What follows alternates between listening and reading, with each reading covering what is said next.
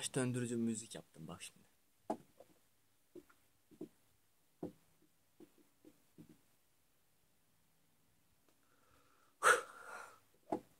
Oh yeah. Ah. Hala dönüyorum ben. Bodybuilding has been my life ever since I was 15 years old. I started working out at 11, but at 15 was the first time I actually stepped on stage. And to me, that was the most amazing feeling, you know, just having all the attention on you and you showing off your hard work in the gym and your physique. And it was incredible feeling. I ended up getting 4th place in my first contest, and obviously the next contest I'm gonna win. And from there it just grew. And I've loved the sport and love everything about it. And I still continue to do everything except compete. And the reason being, one of the reasons is it became an obsession for me, where all that mattered in my life was winning that show. And when I say all that mattered, that's it. I didn't care about work, my job, my family, my girlfriend, whatever it was all about winning that show.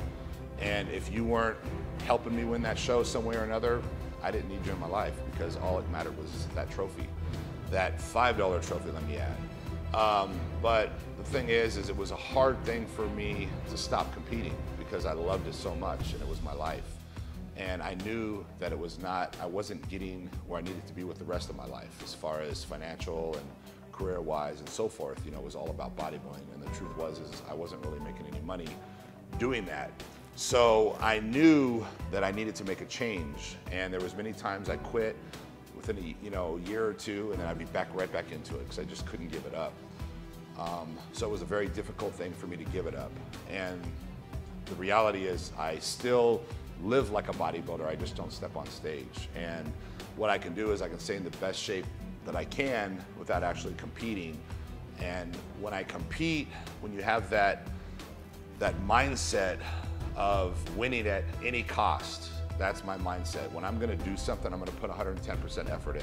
And whatever it takes, I'm gonna do. You know, the other guy I'm competing against, he's probably doing this, this, and that, so I gotta do this, this, and that, and this. And I'm always pushing myself to do more. And you know, it becomes a 24-hour thing. The eating, the working out, the sleeping, you know, everything, the cardio. And it got out of control for me as far as what I was willing to do. You know, whatever it took to win that show, I would do. There was nothing I wouldn't do. That's just the mindset of a champion. And I would disregard everything else in life. And the reality is, you know, there's other things in life we need to put effort towards, as far as career, family. There's more important things than bodybuilding. But in my head, bodybuilding was all that mattered. And it just got way out of control.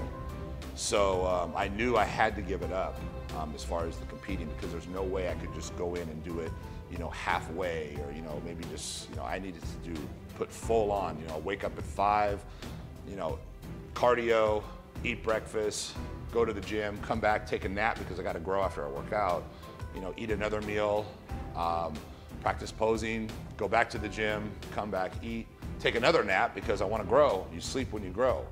And you know, some more cardio, and it was just an ongoing 24-hour thing where everything was about winning that show.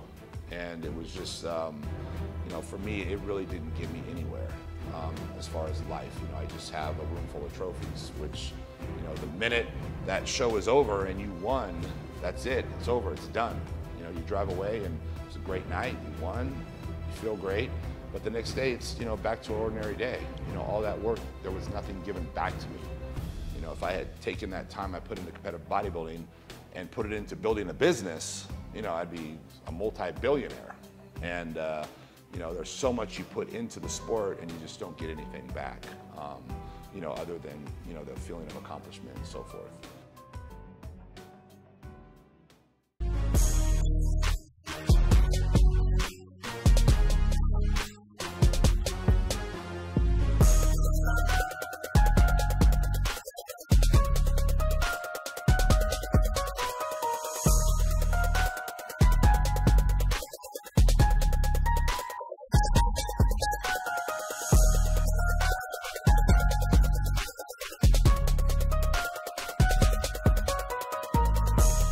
And as far as leg tips, For me, squats is number one. Nothing beats squats, you know. The hardest exercise there is, the hardest one to do is always going to be the best. The one you hate the most is the one that's the best. The exercise you hate doing is the one you should be doing every day, every workout. And squats, the biggest mistake I see people make is not going full range of motion. I always talk about full range of motion, and full range of motion is, it's simple. It's basically full range of motion. As far down as you can go is full range of motion.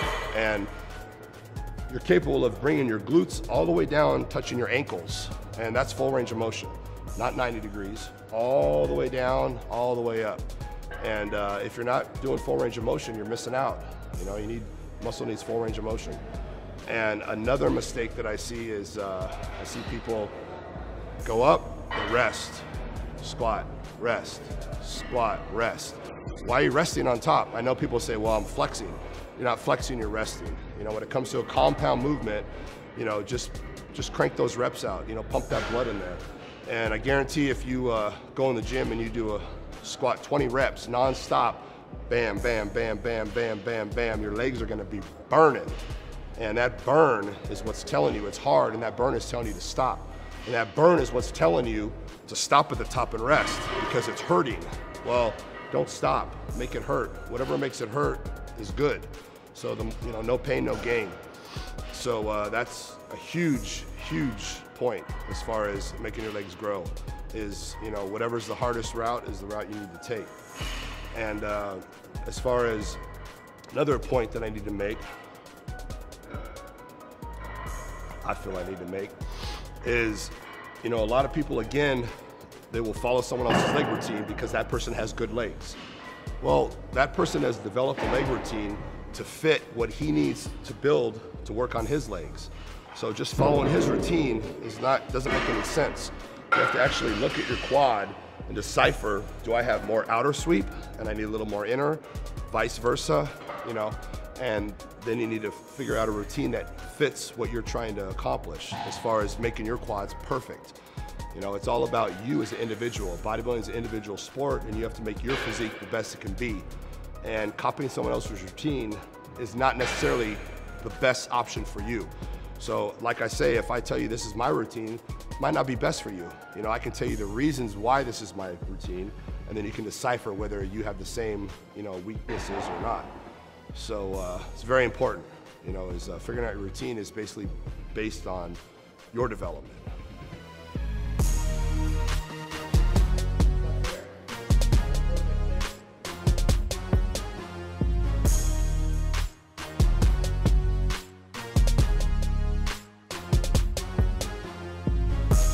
I'm attracted to women that work out and stay in shape. And ever since I was a kid, I've been in the gym working out. And so I have to admit, I've actually am quite shallow of a person, which is not a good thing. But I am definitely into being with someone that visually, you know,